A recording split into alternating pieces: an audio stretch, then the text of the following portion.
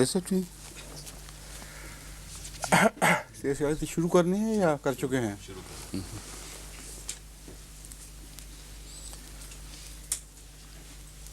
اعوذ باللہ من الشیطان الرجیم، بسم اللہ الرحمن الرحیم۔ ولا نکلف نفسا الا وسعها ولدینا کتاب ینطق بالحق وهم لا یظلمون۔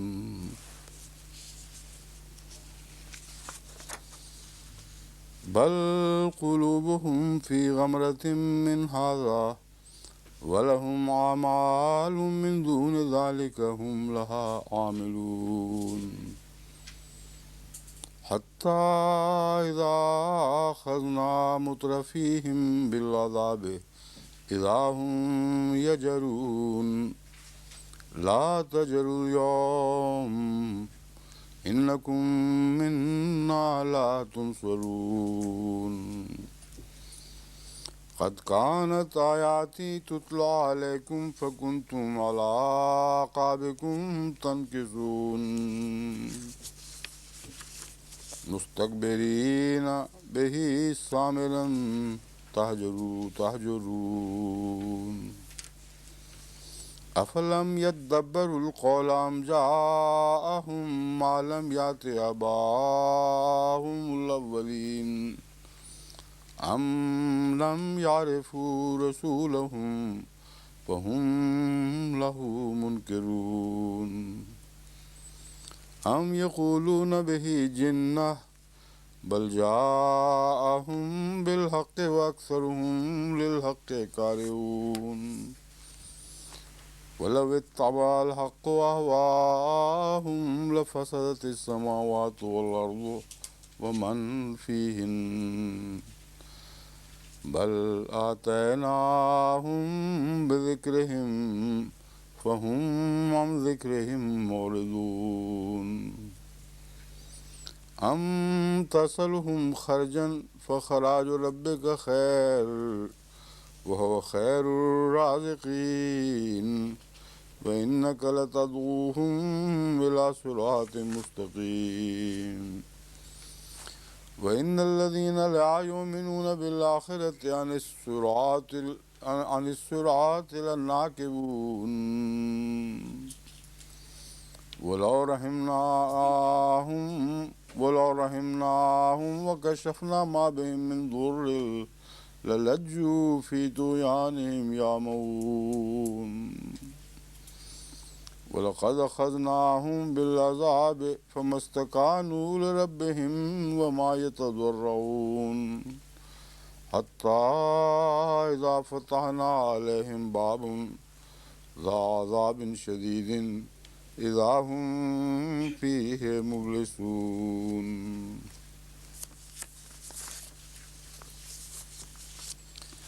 وَالَّذِينَ هُمْ بِرَبِّهِمْ لَا يُشْرِكُونَ، نیچے سے وَلَا نُكَلِّفُ نَفْسًا إِلَّا وُسْعَهَا، ہم کسی جان کو بھی کسی ایسی بات کا پابند نہیں کرتے جو اس کی وسعت سے زیادہ ہو، پابند نہیں کرتے مگر اس کی وسعت کے مطابق۔ وَلَدَيْنَا كِتَابٌ يَنطِقُ بِالْحَقِّ، اور ہمارے پاس ایک کتاب ہے جو حق بات بیان کرتی ہے۔ وَهُمْ لَا يُظْلَمُونَ، اور وہ ظلم نہیں کیے جائیں گے۔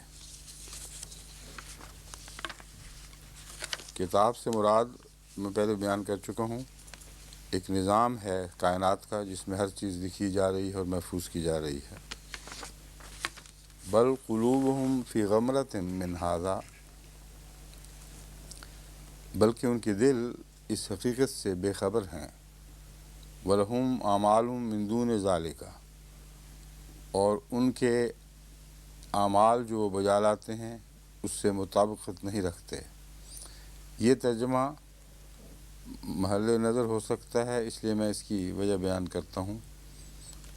بل قلوبہم فی غمرۃ، بلکہ ان کے دل ایک غفلت کی حالت میں ہیں، من ہذا، اس حقیقت سے، اس بات سے کہ وہ اٹھائے جائیں گے، ان کی جواب طلبی ہوگی اور وہ ذمہ دار ہیں۔ یعنی ہر شخص جو اپنی توفیق کے مطابق کسی بات کی ہدایت دیا جاتا ہے، توفیق سے بڑھ کر نہیں، اگر وہ نہیں کرے گا تو پھر اس کے پاس کوئی عذر نہیں ہوگا، کیونکہ توفیق کے دائرے کے اندر احکامات جو ہیں وہ نہ صرف پابند کرتے ہیں بلکہ اس کے لیے جواب دہی لازم ہو جاتی ہے۔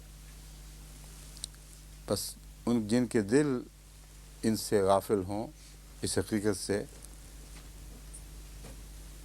وَلَهُمْ أَعْمَالٌ مِّن دُونِ ذَلِكَ هُمْ لَهَا عَامِلُونَ، یہ جو حقیقت ہے، اس غفلت کی وجہ سے ان کے اعمال اس سے مطابقت نہیں رکھتے۔ من دون ذالک کا مطلب ہے ایسے اعمال ہیں جو اس حقیقت کو سمجھنے کے نتیجے میں پیدا ہو ہی نہیں سکتے۔ تو دون ذالکہ کا یہ ترجمہ کہ ان سے ہٹ کر ہیں، ان کے سوا ہیں، یہ درست ہے، لیکن اس کے اور تراجم بھی کیے گئے ہیں اس طرح کہ بل قلوبہم فی غمرۃ، بلکہ ان کے دل غفلت میں ہیں اس بارے میں، وَلَهُمْ أَعْمَالٌ مِّن دُونِ ذَلِكَ، اور ان کے کچھ اور بھی برے اعمال ہیں۔ من دون ذالک کا مطلب ہے یہ اعمال جو ہیں ان کے علاوہ بھی ان کے کچھ برے اعمال ہیں جنہیں وہ کرتے ہیں۔ تو یہاں قلوبہم فی غمرۃ میں عمل کی بات تو ہوئی نہیں تھی، دل کی حالت کا نام عمل نہیں ہے، اس لیے میرے نزدیک ہا کی ضمیر اعمال کے علاوہ دوسرے اعمال کی طرف نہیں جا سکتی، بلکہ اس حقیقت کو نہ سمجھنے کے نتیجے میں جو ان سے بدعمالیاں سرزد ہوتی ہیں کہ وہ جواب دہ ہوں گے، اس طرف یہ مضمون اشارہ کر رہا ہے۔ اس لیے چونکہ ظاہری طور پر یہ ترجمہ اس کے ساتھ لفظاً مطابقت نہیں کھا رہا تھا، اس لیے میں نے اس کی تشریح کی ہے، بلکہ ان کے دل اس سے بے خبر ہیں۔ کس سے بے خبر ہیں؟ کہ اللہ تعالیٰ ان کو وسعت کے مطابق ان پر بوجھ ڈالے گا، اور اس کے پاس ایک کتاب ہے جس میں ان کے سارے اعمال تحریر کیے جائیں گے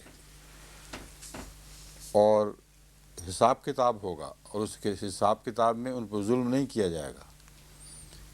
اس حقیقت سے بے خبر ہونے کے نتیجے میں ان کے اعمال اس حقیقت سے مطابقت نہیں کھا رہا ہے، ورنہ اگر اس حقیقت کو سمجھتے تو ان کے اعمال بین ہی اس کے ساتھ مطابقت کھاتے۔ یہ مضمون ہے جسے میں نے ترجمے میں ظاہر کرنے کی کوشش کی ہے۔ قرآن کریم میں اصل پڑھتے وقت تو بالکل کھل جاتا ہے یہ، تو ترجمے میں شاید کسی کو دقت ہو، اس لیے میں نے وضاحت کر دی۔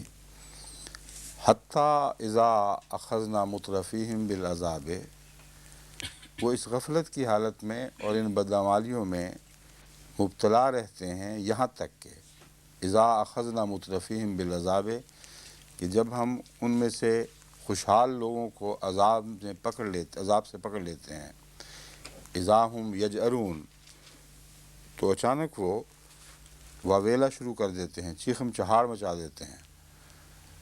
اب یہاں مترفیہم کی پکڑ کا ذکر ہے، عامت الناس کی پکڑ کا ذکر نہیں، جس کا مطلب یہ ہے کہ وہ بعض ایسی سزائیں ہیں جو بڑے بڑے لوگوں کو دی جاتی ہیں، اور اس میں ایک خوشخبری کا پہلو بھی ہے۔ مثلاً جنگ بدر کے موقع پر جو رؤسائے کفار ان کے چوٹی کے مکفر مکذب تھے، ان کی جڑیں کاٹی گئیں، اور یہ اس بات کی علامت تھی کہ عامت الناس ان کے شر سے بچا لیے جائیں گے، اور سزا جو تھی وہ عام نہیں ہوئی۔ چنانچہ اسلامی جہاد کے دوران بہت کم جانیں ہیں جو تلف ہوئی ہیں۔ تمام دنیا میں ہر قسم کی جنگوں میں ایک بھی ایسی مثال پیش نہیں کی جا سکتی کہ اتنا بڑا انقلاب اتنے تھوڑے خون بہا کے نتیجے میں حاصل ہو گیا ہو۔ بس یہ جو مترفیہم کو پکڑنا ہے یہاں، یہ اس بات کی طرف اشارہ نہیں کرتا کہ ان کے پیچھے چلنے والے مجرم نہیں ہیں، پیچھے چلنے والے مجرم ہیں، اور قرآن کریم کی دوسری آیات اس بات کو خوب کھول دیتی ہیں۔ مگر جن سے خیر کی توقع ہو، یہ امکان ہو کہ وہ توبہ کر لیں گے، جیسا کہ اکثر اہل عرب نے توبہ کر لی اور اسلام کو قبول کر لیا، وہاں بڑوں کا پکڑا جانا ان چھوٹوں کی ہدایت کا موجب بن جایا کرتا ہے۔ تو اس لیے فرمایا کہ اذا اخذنا مترفیہم بالعذاب اذا ہم یجرون، یہاں تک کہ ان کے جو خوشحال اور بڑے بڑے لوگ تھے، جب ہم نے ان کو عذاب میں پکڑا، عذاب کے ذریعے پکڑا، تو وہ اویلا کرنے لگے، لا تجروا اليوم، آج کے دن کوئی چیخ و پکار نہ کرو، انکم منا لا تنصرون، یقیناً تم ہماری طرف سے کوئی مدد نہیں دیے جاؤ گے۔ قد کانت آیاتی تتلی علیکم، میری آیات تم پر پڑھی جاتی تھیں، یقیناً میری آیات تم پر پڑھی جاتی تھیں، فکنتم علی اعقابکم تنکسون، لیکن تم ان کے باوجود اپنی ایڑیوں کے بل الٹے پھر جایا کرتے تھے۔ مستکبرین، تکبر کرتے ہوئے، بہی، ان آیات کے تعلق، ان آیات سے تکبر کرتے ہوئے، مستکبرین بہی سامرن تہجرون، اور بیہودہ باتوں میں رات دیر تک محفلیں لگاتے ہوئے۔ مستکبرین بہی، سامرن بہی، دونوں طرف لگ سکتا ہے یہ بہی، مستکبرین بہی کے بھی کہہ سکتے ہیں، اور دونوں بیک وقت بھی یہاں مراد ہیں، اور میرے نزدیک دونوں ہی مراد ہیں۔ ان سے تکبر کرتے ہوئے، ان کے بارے میں، ان کے متعلق بیہودہ باتیں کرتے ہوئے، راتوں کو دیر تک مجلسیں لگاتے ہوئے تم ان کی طرف پیٹھ پھیر لیتے تھے۔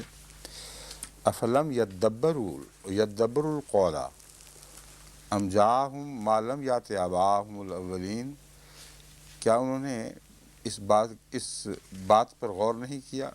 القول سے مراد قرآن کریم بھی ہو سکتا ہے، یہ صورتحال ہو سکتی ہے، یہ سارا معاملہ جس کی وضاحت کی جا رہی ہے۔ ام جاءہم ما لم یأت آباءہم، یا ان کے پاس کوئی ایسی چیز آ گئی ہے جو ان کے آباء و اجداد کے پاس، جو اولین تھے، جو پہلے گزر گئے، ان کے پاس نہیں آئی تھی۔ یعنی جو کچھ بھی ان کے ساتھ معاملہ کیا جا رہا ہے وہ پہلوں کے ساتھ اسی طرح کیا جاتا تھا، اس لیے ان کے لیے نہ سمجھنے کا کوئی عذر نہیں ہے۔ ام لم یعرفوا رسولہم، کیا وہ اپنے رسول کو پہچان نہیں سکے؟ فہم لہ منکرون، وہ اس کا انکار کرتے ہیں یا اس سے اجنبی بنتے ہیں، اسے پہچان نہیں رہے۔ منکر کا مطلب ایک اجنبیت کے معنی بھی رکھتا ہے، جس کا مطلب ہے کہ وہ اسے پہچان نہیں سکے اور اسے اجنبی سمجھ رہے ہیں یا اس سے اجنبی بن رہے ہیں۔ ام یقولون بہ جنہ، کیا وہ یہ کہتے ہیں کہ اس پر جن چڑھ گیا ہے یا اسے جنون ہو گیا ہے؟ بل جاءہم بالحق، نہیں، حق یہ ہے کہ وہ حق کے ساتھ آیا۔ بل میں نہیں، حق یہ ہے کہ معنی پایا جاتا ہے۔ بل جاءہم بالحق، وہ حق کے ساتھ ان کے پاس آیا۔ وہ اکثرہم للحق کارہون، اور ان کی نفسیاتی بیماری یہ ہے کہ وہ اکثر حق سے متنفر ہیں اور حق کو ناپسندیدگی سے دیکھتے ہیں۔ اب جتنی قومیں بھی انبیاء کا انکار کرنے والی ہیں وہ ساری جھوٹی ہو چکی ہوتی ہیں، ان کو سچی بات اچھی نہیں لگتی، اور دن رات اوڑھنا بچھونا جھوٹ بن جاتا ہے، جھوٹ کھاتے ہیں، جھوٹ بولتے ہیں، جھوٹ کے ساتھ معاملات کرتے ہیں۔ تو ایسے لوگوں میں حق کی آواز بہت بری لگتی ہے، اجنبی معلوم ہوتی ہے۔ تو یہ وجہ ہے، اصل بات جانتے بوجھتے سب کچھ ہیں لیکن حق سے متنفر ہیں۔ وَلَوِ اتَّبَعَ الْحَقُّ أَهْوَاءَهُمْ، اور حق کا یہ معاملہ ہے کہ حق اگر ان کی خواہشات کے پیچھے لگ جائے، لَفَسَدَتِ السَّمَاوَاتُ وَالْأَرْضُ، تو جو کچھ بھی آسمانوں اور زمین میں ہے وہ من فیہن، اور جو کچھ ان میں ہے وہ اس سب میں فساد پھیل جائے۔ بل آتیناہم بذکرہم فہم عن ذکرہم معرضون، بلکہ ہم نے انہیں عطا دیا، ہم آتیناہم، ہم نے دیا ہے، ترجمہ یہ ہم آئے ہیں، ہاں آتیناہم بذکرہم، ہم ذکر کے ساتھ ان کے پاس آئے ہیں۔ کیوں جی مومن صاحب، دیا ہے کہ معنی بھی کر لیتے ہیں نا، اس کا ذکر لے کر آئے ہیں کہنا چاہیے، یہ ٹھیک ہے۔ بل اتیناہم بذکرہم، بلکہ ہم ان کا ذکر ان کے سامنے لائے ہیں، فہم عن ذکرہم معرضون، تو وہ خود اپنے ذکر ہی سے اعراض کر رہے ہیں۔ اس کا ایک معنی یہ بھی کیا گیا ہے کہ ذکر چونکہ عزت کے معنی بھی رکھتا ہے، تو بل اتیناہم بذکرہم، ہم ان کے لیے عزت اور شرف کی باتیں لائے ہیں، فہم عن ذکرہم معرضون، تو وہ خود اپنے شرف اور عزت سے اعراض کر رہے ہیں۔ لیکن جو پہلا مضمون نقشہ کھینچا گیا ہے اس میں میرے نزدیک زیادہ برمحل معنی اس موقع پر یہ ہے کہ ہم ان جیسے لوگوں کا ذکر جو پہلے گزر چکے ہیں، جن کی باتیں ہو رہی ہیں اولین، وہ ساری باتیں ان کے سامنے لے آئے ہیں تاکہ ان کے پاس کوئی عذر نہ رہے کہ ہمیں یاد دہانی نہیں کرائی گئی۔ ذکر یاد دہانی کو بھی کہتے ہیں۔ بس ہم ان کے پاس ان جیسے لوگوں کے ذکر کے ساتھ یاد دہانی کے طور پر یہ باتیں پیش کر رہے ہیں، فہم عن ذکرہم معرضون، تو خود اپنے ذکر ہی سے متنفر ہیں اور منہ موڑتے ہیں، کیونکہ جب ان کو بتایا جاتا ہے کہ تم جیسی قوموں کا کیا حال ہوا تھا تو سخت گھبراتے ہیں اور قبول نہیں کرتے کہ ہمارے ساتھ بھی ایسا ہی ہوگا۔ ام تسلہم خرجن خراج ربک خیر، کیا تو ان سے کوئی اجرت طلب کرتا ہے؟ فخراج ربک خیر، اس میں جواب نہیں آیا کہ نہیں کرتا، جو اس کے اندر مضمون میں داخل ہے۔ ام تسلہم خرجن، کیا تو ان سے کوئی اجرت طلب کرتا ہے یا خرچ مانگتا ہے؟ اس کا جواب یہ ہے نہیں، ہرگز نہیں۔ فخراج ربک خیر، اور کرے بھی کیوں جبکہ تیرے رب کا جو کی عطا ہے وہ بہت بہتر ہے۔ جو تیرا رب تجھے اجرت عطا فرما رہا ہے وہ اس سے بہت بہتر ہے، اس لیے اس کا موقع ہی کوئی نہیں، لغو بات ہے کہ تجھ پر یہ الزام ہو کہ تو ان سے کسی قسم کی اجرت چاہتا ہے۔ تو ترجمے میں دقت پیدا ہوتی ہے فخراج کے لفظ سے، اور پہلے نہیں کے انکار کے ظاہری ذکر سے، ظاہری ذکر نہ ہونے کی وجہ سے۔ بس میں نے یوں ترجمہ کیا ہے، کیا تو ان سے کوئی اجرت طلب کرتا ہے، بس بریکٹ میں ہے کرے بھی کیوں جبکہ تیرے رب کی طرف سے عطا ہونے والا اجر بہت بہتر ہے۔ کیا تو ان سے کوئی اجرت طلب کرتا ہے، بس بعد میں آئے گا نا، اس لیے ترجمے میں دقت مجھے پیش آ رہی ہے تحریری طور پر۔ ترجمے میں زبانی تو میں آپ کو سمجھا چکا ہوں، کیا تو ان سے کوئی اجرت طلب کرتا ہے،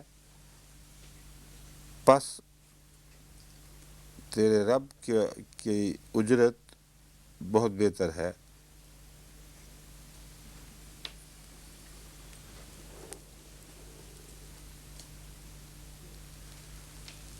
کیوں جی ترجمہ بتائیں، اب اس میں مدد کریں تھوڑی سی مومن صاحب وغیرہ صاحبان۔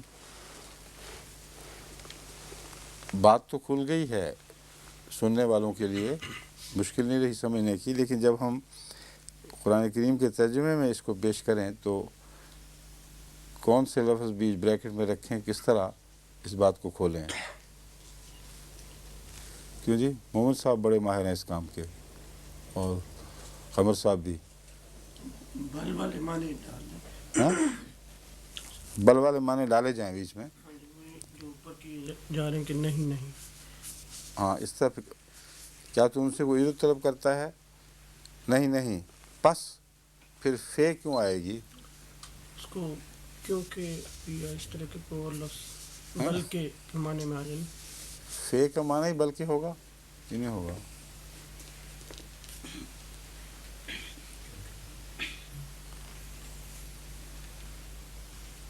جبکہ ہو سکتا ہے فے کا معنی. ہاں جو حضور نے ہرگز نہیں جبکہ.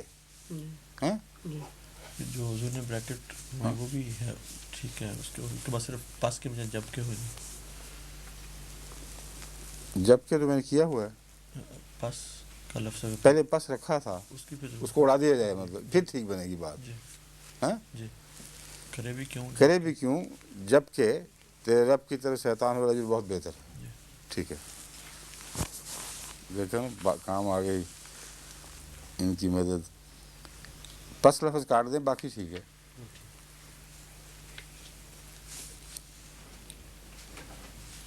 وَإِنَّكَ لَتَدْعُوهُمْ إِلَىٰ صِرَاطٍ مُسْتَقِيمٍ اور یقیناً تو ان کو بلاتا ہے سیدھے رستے کی طرف. وَإِنَّ الَّذِينَ لَا يُؤْمِنُونَ بِالْآخِرَةِ عَنِ الصِّرَاطِ لَنَاكِبُونَ اور یقیناً وہ لوگ جو آخرت پر ایمان نہیں لاتے عَنِ الصِّرَاطِ لَنَاكِبُونَ سیدھے رستے سے بہک جانے والے لوگ ہیں. یہ جو سیدھے رستے سے بہکنے کا مضمون ہے اس کا مطلب یہ ہے کہ وہ لوگ جو ایمان لے آئیں مگر آخرت پر پورا یقین نہ رکھتے ہوں. بظاہر وہ سیدھے رستے پر چل پڑتے ہیں لیکن پھر ضرور بہک جایا کرتے ہیں. کیونکہ سیدھے رستے پر چلنا ایسے تقاضے پیدا کرتا ہے جن کے ساتھ ان کی زندگی مشکل ہو جاتی ہے، جن کو پورا کرنے سے ان کی زندگی مشکل ہو جاتی ہے. اور ان تقاضوں کو پورا کرنے کے لیے بعث بعد الموت اور حساب کتاب کا یقین ہے جو آپ کو طاقت بخش سکتا ہے. ورنہ انسان سمجھتا ہے خام خواہ میں اس دنیا کو ضائع کروں، اس زندگی کو ضائع کر دوں، کچھ نہیں ہوتا. یہ جو مضمون ہے یہ عن الصراط لناکبون کے اندر داخل ہو گیا ہے. پہلے فرمایا کہ تو انہیں انک لتدعوہم الی صراط مستقیم، تو سیدھے راستے کی طرف ان کو بلاتا ہے.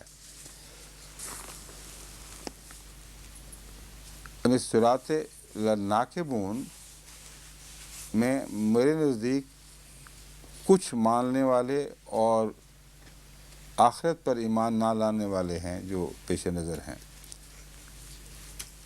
کیونکہ یہاں یہ نہیں فرمایا کہ تیری بات پر ایمان نہیں لاتے اور صراط مستقیم کو قبول ہی نہیں کرتے. مان بات فرمایا ہے ان الذین لا یؤمنون بالآخرۃ. یہ لوگ جن کو تو بلا رہا ہے ان میں سے وہ جو آخرت پر ایمان نہیں لاتے وہ صراط کو قبول کر بھی لیں گے تو اس سے بھٹک جائیں گے اور اس کی ذمہ داریاں قبول کرنا ان کے لیے ان کی طاقت سے بڑھ جاتا ہے، یا طاقت میں ہے بھی تو قبول نہیں کرتے. وَلَوْ رَحِمْنَاهُمْ وَكَشَفْنَا مَا بِهِم مِّن ضُرٍّ لَلَّجُّوا فِي طُغْيَانِهِمْ يَعْمَهُونَ اگر ہم ان پر رحم بھی فرمائیں وَكَشَفْنَا مَا بِهِم مِّن ضُرٍّ اور دور فرما دیں جو تکلیف ان کو پہنچی ہے، جو ضرر ان کو پہنچا ہے، لَلَّجُّوا فِي طُغْيَانِهِمْ يَعْمَهُونَ وہ ضرور اپنی سرکشی میں بھٹکتے رہیں گے. لجو کا معنی بڑھ جائیں گا بھی کیا جاتا ہے، وہ ضرور اپنی سرکشی میں بڑھ جائیں گے. اور لجو کا معنی بھٹکنے کا بھی ہے، کیونکہ پہلے بھٹکنے کا مضمون ہے اس لیے میں نے یہ ترجمہ زیادہ پسند کر لیا کہ اگر ہم ان پر رحم فرماتے اور ان کی مشکلات دور بھی فرما دیتے لَلَّجُّوا فِي طُغْيَانِهِمْ يَعْمَهُونَ تو وہ اپنی طغیانیوں میں ضرور بھٹکتے رہتے.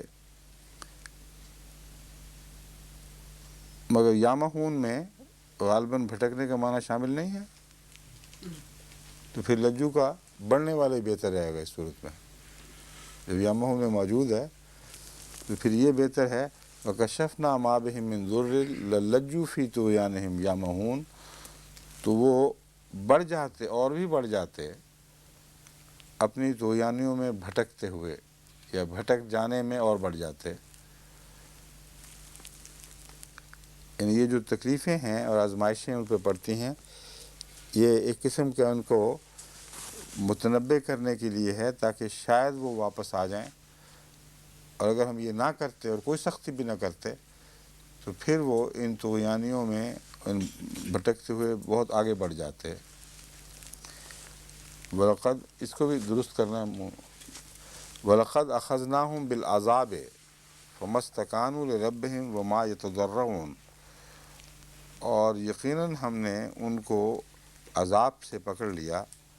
فَمَا اسْتَكَانُوا لِرَبِّهِمْ، بس وہ اپنے رب کے حضور جھکے نہیں گریہ زاری کرتے ہوئے، عاجزی کے ساتھ پیش نہیں آئے.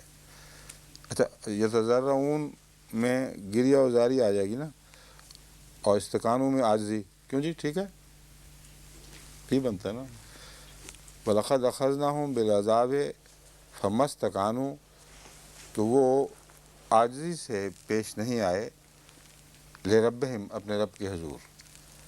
وَمَا يَتَضَرَّعُونَ، اور گریہ زاری نہیں کی.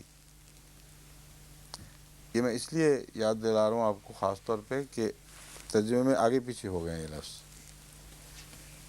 کیونکہ تضرع کا معنی گریہ زاری ہے اور استقانو کا مطلب عاجزی ہے. تو یہاں لکھا گیا اپنے رب کے حضور گریہ زاری کی اور نہ عاجزی سے پیش آئے. الٹنا چاہیے تھا، یعنی اس کو ایک کو اگلے کو پہلے اور پہلے کو آخر پہ ہونا چاہیے. حَتَّى اِذَا فَتَحْنَا عَلَيْهِمْ بَابًا ذَا عَذَابٍ شَدِيدٍ اِذَا هُمْ فِيهِ مُبْلِسُونَ، یہاں تک کہ جب ہم نے ان پر عذاب کا در کھول دیا جو بہت سخت عذاب تھا. اِذَا هُمْ فِيهِ مُبْلِسُونَ، تو پھر وہ اچانک اس میں کلیت مایوس ہو گئے. یہ وہ آخری صورت جو ہے عذاب کی اب ذکر فرمایا ہے. اس سے پہلے ڈھیل کا مضمون ہے، تنبیہ ہے، امکانات ہیں کہ شاید وہ واپس آ جائیں. اور یترفون والی جو میں نے بات بیان کی تھی اس کی تائید میں ہے یہ ساری آیات کہ وہ درست توجیہ تھی. مترفین کو اس لیے پکڑا جاتا ہے کہ ان کے پکڑنے کے بعد قوم میں واپسی کے امکانات پیدا ہو جاتے ہیں، وہ سزا اور عبرت دیکھتے ہیں. لیکن جب وہ بھی پوری طرح ٹھیک نہیں ہوتے اور بہکتے رہتے ہیں اور آخرت پر ایمان کی کمی کی وجہ سے اعمال درست نہیں کر سکتے، تو ہم ان سے پھر نرمی نہیں کرتے، مگر عذاب بھی اس وقت تک نہیں دیتے جب تک ان کی حالت گئی گزری نہ ہو جائے. پہلے دور میں ان سے سختی ہو رہی ہے، ان کو متنبع کیا جا رہا ہے، سزا دی جا رہی ہے، لیکن وہ باز نہیں آتے، تو پھر آخر وہ وقت آتا ہے کہ جب ہم عذاب کا در کھول دیتے ہیں، باب کھل جاتا ہے ایک عذاب کا. وہ آخری پکڑ کا وقت ہے جس سے پھر پیچھے ہٹنا ناممکن ہے. تلاوت ہے یہاں سے.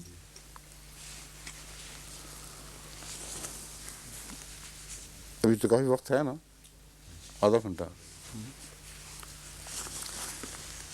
اعوذ باللہ من الشیطان الرجیم، بسم اللہ الرحمن الرحیم.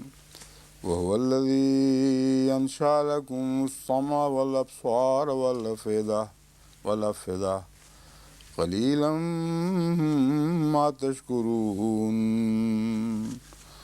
وهو الذي ذرأكم في الأرض وإليه تحشرون. وهو الذي يحيي ويميت وله اختلاف الليل والنهار أفلا تعقلون. بل قالوا مثل ما قال الأولون قالوا وإذا متنا وكنا ترابا وعظاما أئنا لمبعوثون. لقد وعدنا نحن وآباؤنا هذا من قبل إن هذا إلا أساطير الأولين. لقد وعدنا نحن وآباؤنا هذا من قبل إن هذا إلا أساطير الأولين قل لمن الأرض ومن فيها إن كنتم تعلمون سيقولون لله قل أفلا تذكرون قل من رب السماوات السبع ورب العرش العظيم سيقولون لله قل أفلا تتقون قل من بيده ملكوت كل شيء وهو يجير ولا يجار عليه إن كنتم تعلمون سيقولون لله قل فأنى تسحرون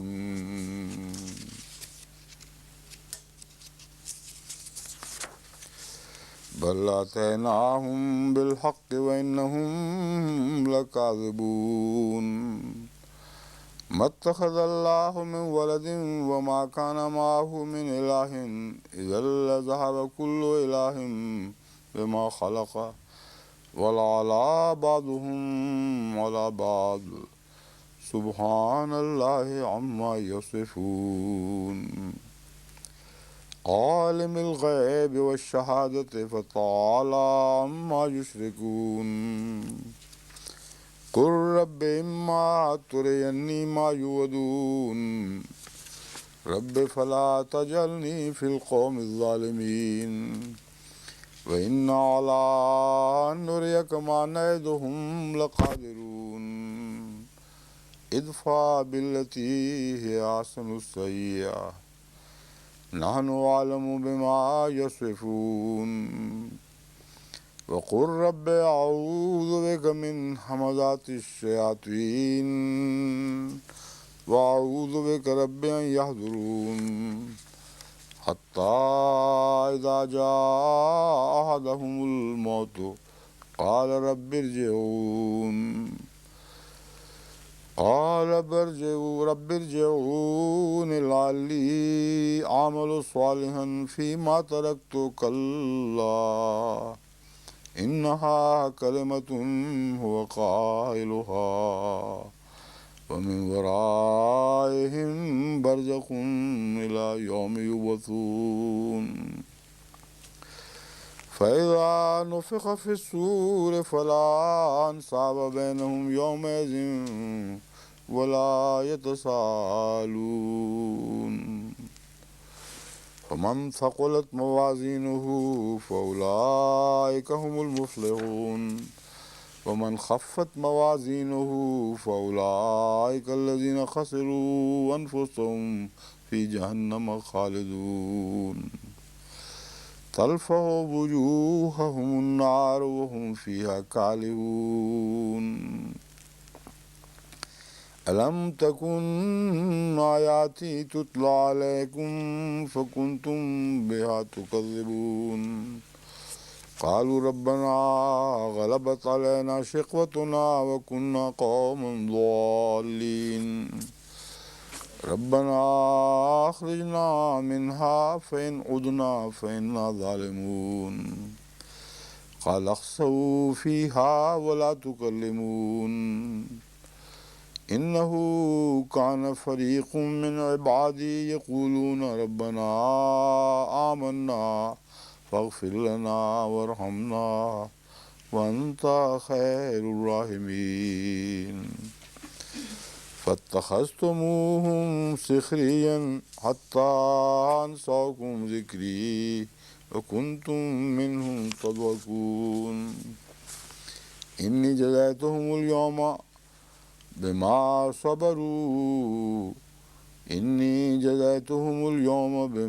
صبروا أنهم هم الفائزون قال كم لبثتم في الأرض عدد سنين قالوا لبثنا يوما أو بعض يوم فاسأل العادين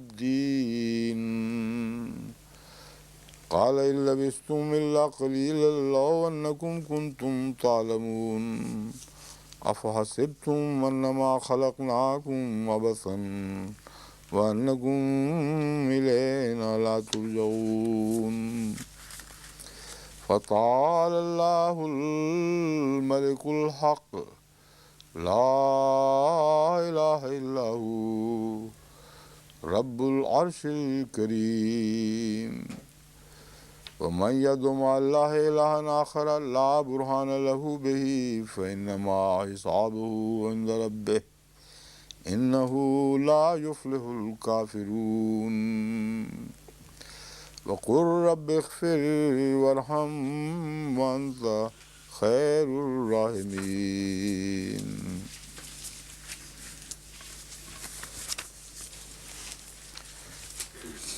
کون سی آیت سے شروع کرنا ہے؟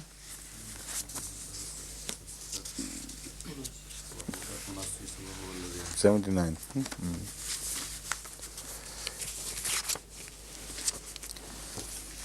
وَهُوَ الَّذِي أَنشَأَ لَكُمُ السَّمْعَ وَالْأَبْصَارَ وَالْأَفْئِدَةَ قَلِيلًا مَا تَشْكُرُونَ.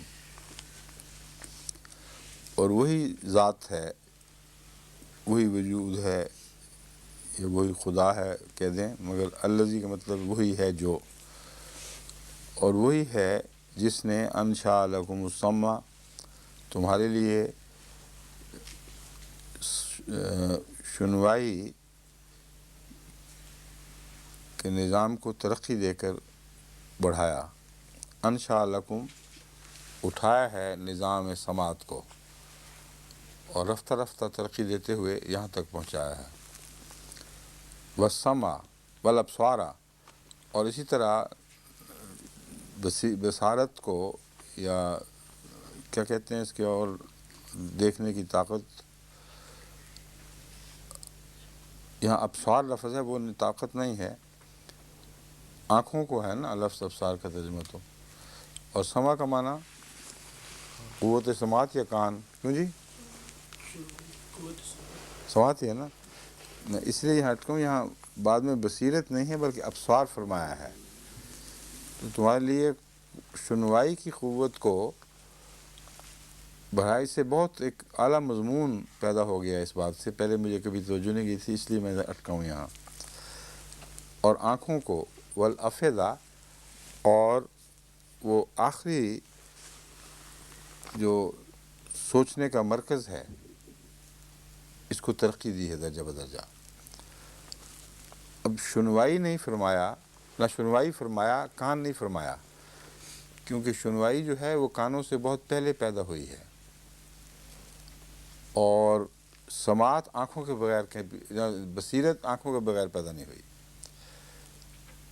یہ بڑی تفصیل سے، گہرائی سے میں نے جو ایوولوشن کا مطالعہ کیا ہے اس کا یہ قطعی نتیجہ ہے جو میں آپ کے سامنے رکھ رہا ہوں، کہ شنوائی کانوں کے بغیر، جن کو ہم کان جانتے ہیں، ان کے بغیر محض اس کی وجہ سے جو تموج پیدا ہوتا ہے اس کو محسوس کرنے کے ذریعے جانور معلوم کرتے تھے، ان کو شنوائی عطا ہوئی، اور سب سے پہلے شنوائی عطا ہوئی ہے.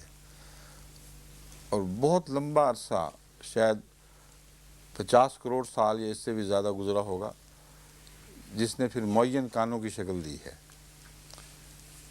بعضوں کے صرف سوراخ ہی تھے، کان نہیں تھے، ابھی بھی وہ جانور موجود ہیں. تو قرآن کریم کا جو کی طرز بیان جو ہے وہ اتنی حیرت انگیز، فصیح و بلیغ، اور اتنی باریک فرق کرنے والی ہے کہ عام طور پر قاری محسوس ہی نہیں کرتا، اسی طرح پڑھتا ہے. میں نے بھی اسی لیے بصارت ترجمہ کرنے لگا تھا، میں نے دیکھا ان لیے تو بصارت ہے ہی نہیں، تو ابصار ہے. تو اس سے انشا کا جو میں ترجمہ کر رہا تھا اس کی حمایت ہو گئی ساتھ پختہ، کہ میں اپنی طرف سے فرضی معنی نہیں کر رہا کہ اس کو ارتقائی ذریعے سے ہم نے یہاں تک پہنچایا ہے. واقعتاً یہی بات ہے، اس کے علاوہ کوئی بات نہیں ہے. انشاءکم، ہم نے نشو و نما دیتے ہوئے تمہاری قوت سماعت کو یہاں تک پہنچا دیا، اور پھر آنکھیں پیدا کی نشو و نما کے ذریعے، تدریجی ارتقاء کے ذریعے آنکھیں پیدا کر دیں.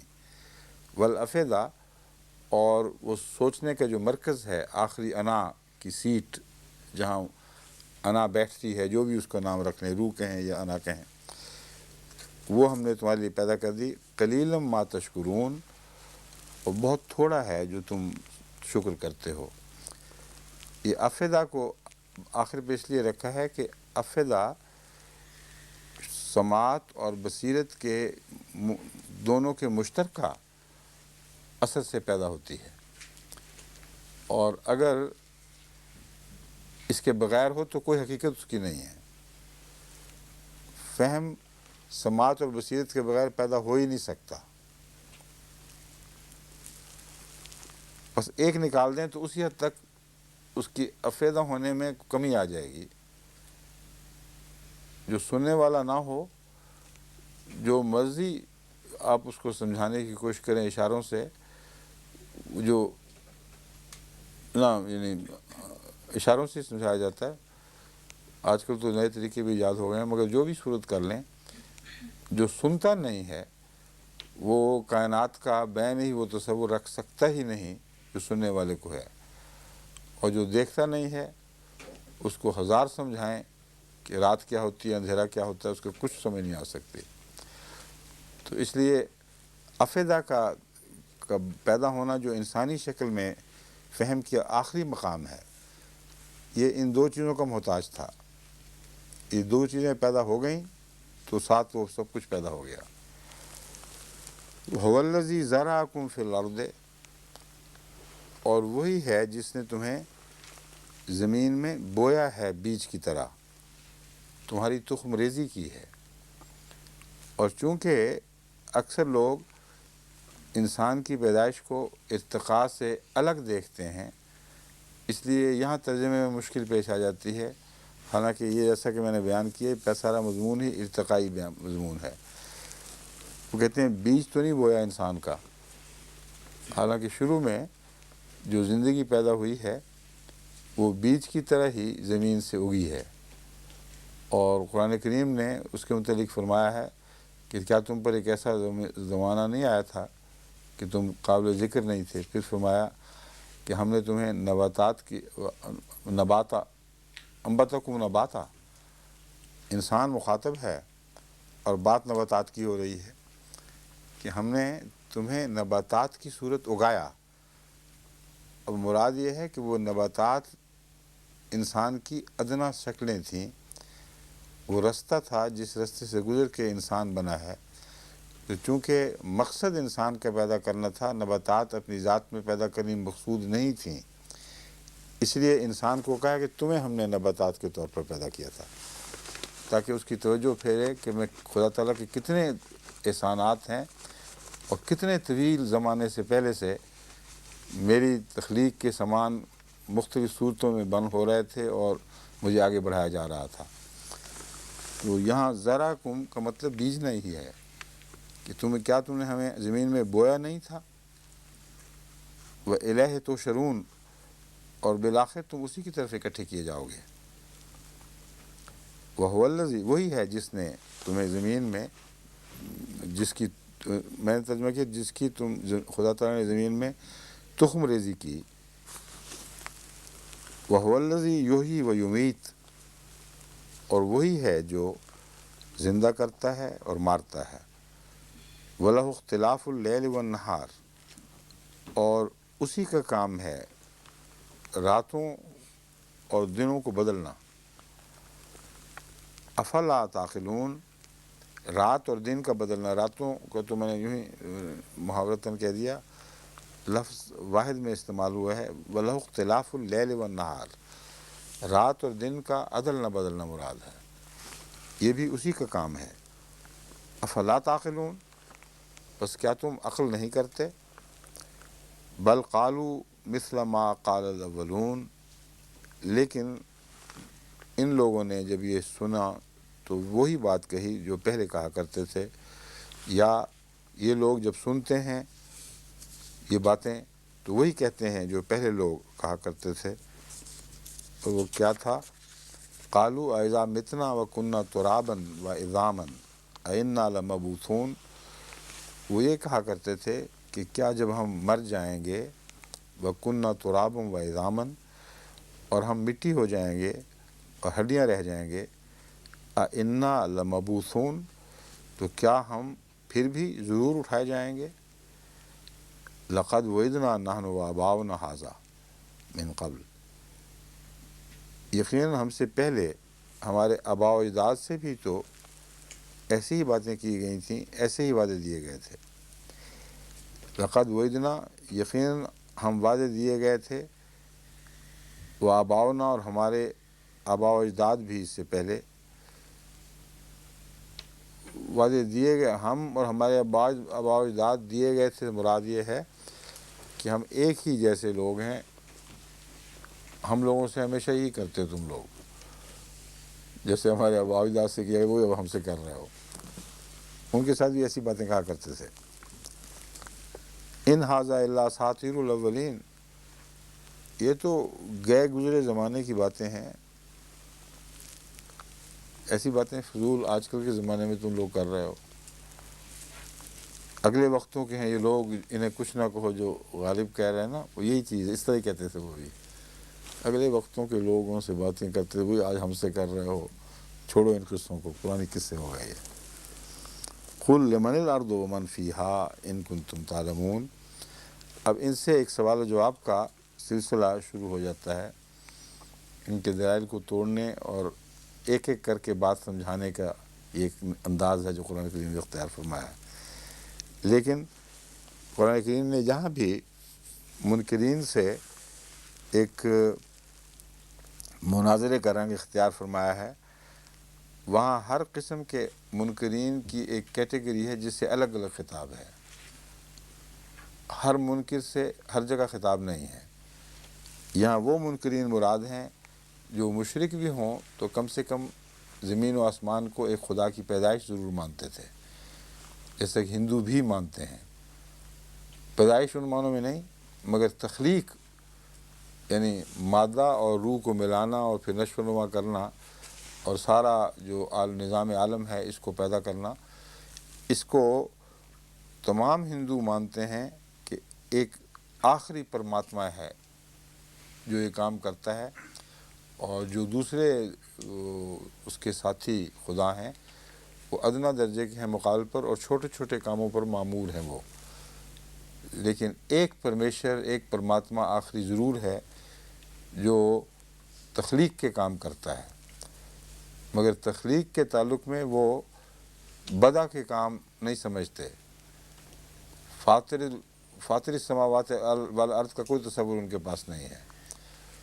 وہ کہتے ہیں کہ بدیع السماوات بھی کوئی نہیں، فاطر السماوات بھی کوئی نہیں، خالق السماوات والارض ہے۔ اور خالق کا مطلب یہ ہے کہ جو مختلف چیزوں کو جوڑ کر ان سے ایک نئی چیز پیدا کر دیتا ہے۔ اپوتھیکری جس طرح ہوتا ہے نا، جو دوا ساز، تو خدا تعالیٰ کو وہ ایک دوا ساز سمجھتے ہیں، مگر جس معنی میں بھی ہو خالق بہرحال اس کو مانتے ہیں، وہ کہتے ہیں وہی۔ بس ایسے لوگوں سے جو خواہ مشرک بھی ہوں اگر خدا کو خالق مانتے ہوں تو ان سے یہ سوالات برمحل ہیں، کیونکہ وہ سب جگہ جواب دے رہے ہیں ہاں ہاں ہاں۔ اگر دہریے ہوں تو یہ سوال ان سے ہو ہی نہیں سکتے، کیونکہ وہ مانتے ہی نہیں۔ لقد وعدنا نحن وآباؤنا، اس کے بعد ان سے اب سوال شروع ہو جاتے ہیں۔ قل لمن الارض ومن فیہا، جو کچھ ان سے کہو کہ زمین اور جو کچھ اس میں ہے اس کا مالک کون ہے، ان کنتم تعلمون، اگر تمہیں کچھ علم ہے تو بتاؤ۔ سیقولون للہ، وہ کہتے ہیں اللہ ہی کے لیے ہیں، اللہ ہی کی ہیں، للہ کا مطلب ہے زمین بھی اور جو کچھ اس میں ہے یہ اللہ ہی کی ہیں۔ قل افلا تذکرون، تو ان سے کہہ دے تو پھر کیا تم تدبر نہیں، نصیحت نہیں پکڑتے یا غور نہیں کرتے۔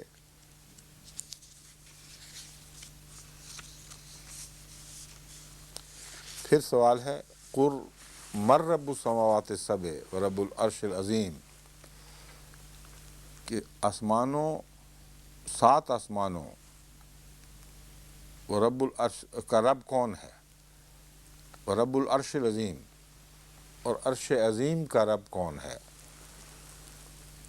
سیقولون للہ، وہ کہتے ہیں یہ ساری چیزیں اللہ ہی کی ہیں، یہ نہیں کہتے کہ اللہ رب ہے۔ سیقولون للہ، وہ کہتے ہیں جو تو زمین و آسمان ہے، جو باتیں تم کر رہے ہو، عرش عظیم وغیرہ، یہ ہیں اللہ کے، یہ ہمیں پتہ ہے، اور رب ہے یا نہیں یہ الگ بحث ہے۔ قل افلا تتقون، تو پھر کیا ڈرتے نہیں کہ اگر یہ سب کچھ اللہ ہی کا ہے تو وہ مالک ہے اور وہ حساب کتاب لے سکتا ہے، یہ مراد ہے۔ قل من بیدہ ملکوت کل شیء، تو ان سے پوچھ کہ وہ کون ہے جس کے ہاتھ میں شاہی اختیارات ہیں، ملکوت ہے اس کے ہاتھ میں، اس کے ہاتھ میں سلطنت ہے ہر چیز کی۔ وَهُوَ يُجِيرُ وَلَا يُجَارُ عَلَيْهِ، اور وہ پناہ دیتا ہے اور اس کے خلاف کوئی پناہ نہیں دی جا سکتی۔ ان کنتم تعلمون، اگر تم جانتے ہو اس سوال کا جواب تو بتاؤ۔ سیقولون للہ، وہ کہتے ہیں یہ باتیں اللہ کی ہیں سب جو تم بیان کر رہے ہو۔ قل اللہ نہیں کہتے من بیدہ ملکوت، بلکہ وہ کہتے ہیں یہ ساری باتیں، اس سے پتہ چلتا ہے کہ ان کا جو فہم ہے وہ کچھ تھوڑا سا الجھا ہوا سا ہے۔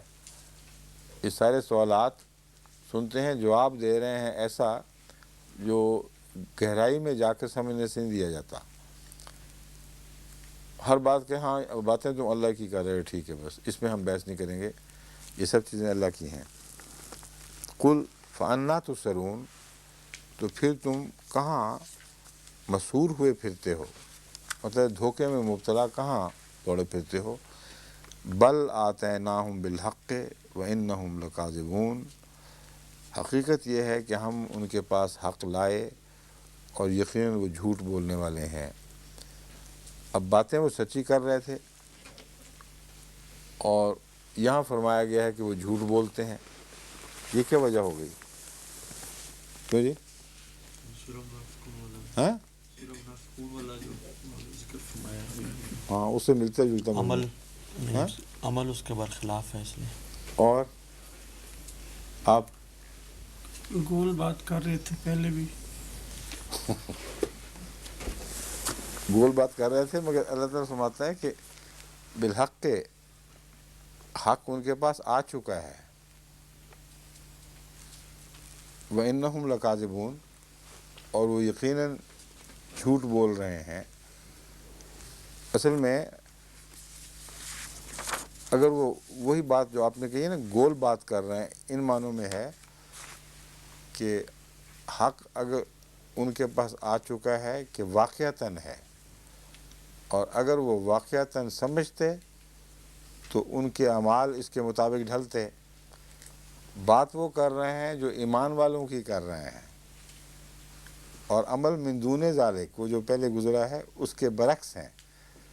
اس سے پتہ چلتا ہے کہ یہ جھوٹے ہیں، یعنی اپنے منہ سے کہتے ہیں، ورنہ کہ دماغ میں کوئی تصور نہیں ہے کہ خدا ہے اور خدا کی یہ ساری باتیں ہیں۔ وہ جو میں کہہ رہا تھا نا، وہ ہم سے جواب دے رہے ہیں باللہ، وہ ساری بات یا سمجھتے نہیں ہے، جان کے اس پہ پردے ڈالتے ہیں اور بحث سے بچنے کے لیے یہ بات کر دیتے ہیں۔ مَتَّخَذَ اللَّهُ مِن وَلَدٍ وَمَا كَانَ مَعَهُ مِنْ إِلَٰهٍ إِذًا لَذَهَبَ كُلُّ إِلَٰهٍ بِمَا خَلَقَ وَلَعَلَا بَعْضُهُمْ عَلَىٰ بَعْضٍ۔ وہ جھوٹ اس لیے بول رہے ہیں کہ وہ اللہ کے ساتھ شریک ٹھہراتے ہیں۔ وہ کئی دفعہ ہندوؤں سے بحث ہو تو یہ کہتے ہیں کہ ہم کوئی شریک نہیں ٹھہراتے، یہ بیچ میں ذریعے بنے ہوئے ہیں، یہ اس طرح ہیں اس طرح ہیں۔ تو اس بات کو اللہ تعالیٰ نے کھول دیا ہے، منہ سے وہ کہیں گے کہ اللہ ہے، لیکن بالکل جھوٹ بولتے ہیں، کیونکہ ان کے اعمال گواہ ہیں کہ وہ اس بات پر پورا یقین نہیں رکھتے۔ اور کسی نے کوئی بیٹا بنا رکھا ہے، کسی نے کوئی اور معبود بنا رکھے ہیں۔ اگر وہ پہلا جواب سچا ہوتا تو پھر عقیدوں میں یہ بگاڑ کہاں سے آتا؟ اللہ تعالیٰ نے ہرگز کسی کو اپنا بیٹا نہیں بنایا۔ وَمَا كَانَ مَعَهُ مِنْ إِلَٰهٍ، اور کبھی اس کے ساتھ کوئی اور معبود تھا بھی نہیں۔ وَإِذًا لَذَهَبَ كُلُّ إِلَٰهٍ، اگر ایسا ہوتا تو ہر معبود اس چیز کو لے بھاگتا جو اس نے پیدا کی تھی۔ بما خلقا، ذهب بما خلقا، وہ چیز لے بھاگتا جس نے پیدا کیا، وہ کیسے کسی اور خدا کے سپرد کر سکتا ہے اس کو؟ چھوٹا سی چیز آپ یہاں بنائیں، ایک بچہ مٹی کی گڑیا ہی بنا لے تو آپ ہاتھ ڈال کے دیکھیں کس طرح وہ پڑتا ہے آپ کو جھپٹ کے کہ میری چیز ہے، یہ میں نے بنائی ہے۔ تو وہ معبود جو اتنا عظیم الشان ہو، جس نے زمین آسمان میں سے کچھ چیزیں بنائی ہوں، یہ ہو ہی نہیں سکتا تھا کہ اسے ایک خدا کے لیے چھوڑ دیتا۔ بس وہ جو لیے کا لفظ آ رہا تھا اس کی تشریح آ گئی ہے یہاں، کیونکہ تو اللہ کے لیے ہیں، اللہ کے لیے ہیں، تو جو دوسرے معبود بیچ میں آ بیٹھے ہیں وہ اگر حصے دار ہیں تخلیق میں تو اللہ کے لیے ہو کیسے سکتے ہیں؟ اگر واقعتاً کسی اور نے کچھ بنائی ہوتی تو ہرگز یہ درست نہیں کہ یہ چیزیں اللہ کے لیے ہیں، پھر وہ ان کے لیے ہوتی اور وہ اپنی چیزیں لے بھاگتے۔ وَلَا عَلَىٰ بَعْضُهُمْ عَلَىٰ بَعْضٍ، اور پھر لڑائیاں بھی بہت کرتے، کیونکہ یہ جو ہے نا حرص چیز کی، یہ صرف کلی ملکیت سے مٹ سکتی ہے، ورنہ مٹ ہی نہیں سکتی۔ جب آپ لا شریک رہ جائیں تو پھر کوئی حرص نہیں رہتی۔ بس خدا تعالیٰ کی صفت میں، جو صفات میں جو حرص کا کلیتاً فقدان ہے، اس کی وجہ اس کی ملکیت ہے اور مالکیت ہے، یعنی یہ صفات ایک دوسرے کو پیدا کرتی اور ایک دوسرے کو ایک سہارا دیتی ہیں، ایک دوسرے کے ساتھ ان کا ایک تعلق ایسا ہے کہ ایک کو نکالو تو سارا نظام صفات بگڑ جائے گا۔ بس انسان میں جو کمزوریاں ہیں وہ اس کے غیر مالک ہونے کا طبعی نتیجہ ہے۔ اگر الہ اور ہوتے تو انہوں نے بھی یہی حرکت کرنی تھی جو انسان کرتے ہیں، کہ بڑی حرص ہونی چاہیے، وہ بھی ہم لے لیں، وہ بھی لے لیں، اس کا بنایا وہ بھی لے لیں۔ پہلے حصے میں اپنا لے بھاگتے اور پھر اس کے بعد ایک دوسرے سے لڑائیاں کرتے اور چڑھائیاں کرتے کہ اس خدا کا پیدا ہوئے بھی ہم لے لیں اور ہم ہر چیز کے مالک بن بیٹھیں۔ سبحان اللہ عما یصفون، اور یہ جو صفات بیان کر رہے ہیں اللہ کی اور اس قسم کے فرضی معبودوں کی، ان سے اللہ تعالیٰ بہت پاک ہے، بہت بلند ہے جو وہ بیان کرتے ہیں۔ ان میں سے کوئی صفت بھی خدا تعالیٰ میں نہیں پائی جاتی جو وہ خدا تعالیٰ کا نقشہ کھینچتے ہیں۔ عالم الغیب والشہادہ فتعالی عما یشرکون، وہ غیب کا بھی علم رکھتا ہے، یہ غیب جاننے والا ہے، والشہادہ اور شہادت کو بھی جاننے والا ہے جو سامنے ہے۔ فتعالی عما یشرکون، پس وہ بہت بلند ہے اس سے جو وہ شرک کرتے ہیں۔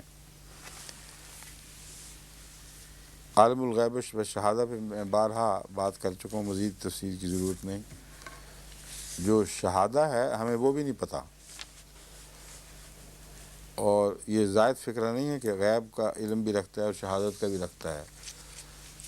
خدا تعالیٰ کے تعلق میں دراصل غیب اور شہادہ ایک ہی چیز کے دو نام بن جاتے ہیں، کیونکہ شہادت کا علم ہی غیب کا علم ہے اصل میں۔ اگر شہادت کا علم نہ ہو تو غیب کا علم ہو ہی نہیں سکتا۔ آج اگر موسم کا پتہ ہو کہ کیا ہے اور کس رخ پر چیزیں چل رہی ہیں تو پھر کل کی خبر ہوگی۔ اگر آج یہ نہ پتہ ہو تو کل کی خبر بن ہی نہیں سکتی۔